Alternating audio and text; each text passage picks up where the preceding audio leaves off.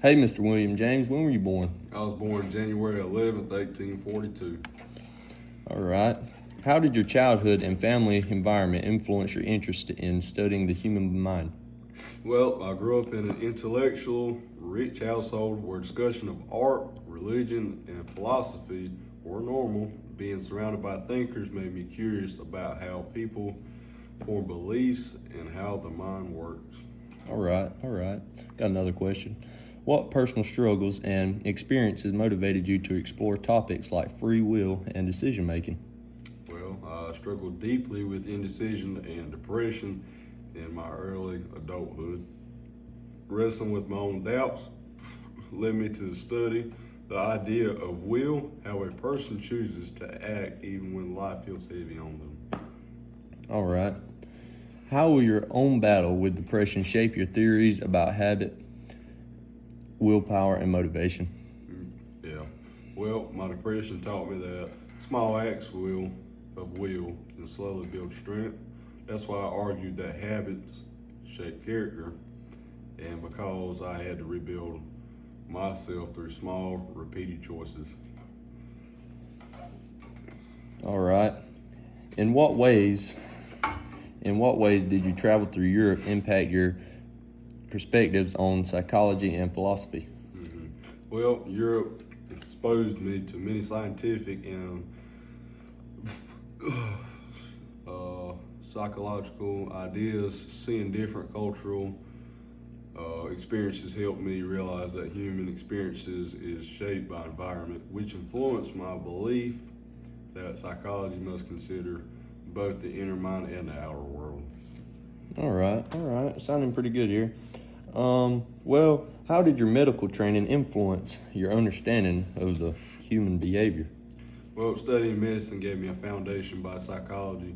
It showed me that the body and the mind are connected, which eventually shaped my theory that emotions follow our bodily reactions. All right. What life experiences led you to believe that emotions follow body reactions as described in James Lange theory? Well, I noticed that when fear struck me, it came at a racing heart and trembling in the tension before I could constantly perceive it. This observation convinced me that the body responds first and emotions come second. All right. How did your relationship with your brother, Henry James, and other intellectuals affect your psychology theories? Well, my brother Henry was a novelist, and he taught me that human experiences are complex and are layered. Meanwhile, talking with scientists, philosophers, and teachers pushed me to combine rigorous science with real human experiences in my theories. All right. Sounding pretty good here.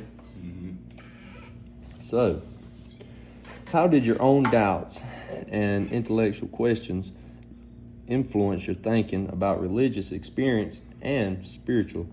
Well, I spent several years doubting everything. Studying religious experience helped me understand why people seek meaning outside themselves. My doubts pushed me to see religion as a psychological reality, not just a philosophical topic. All right, understand. What role did your daily habit routines play in shaping the famous ideas habit and formation?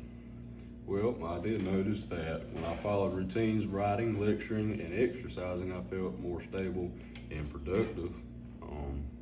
This helped me to see that the habits free the mind by, automating behavior, allowing us to focus on, higher goals in our life.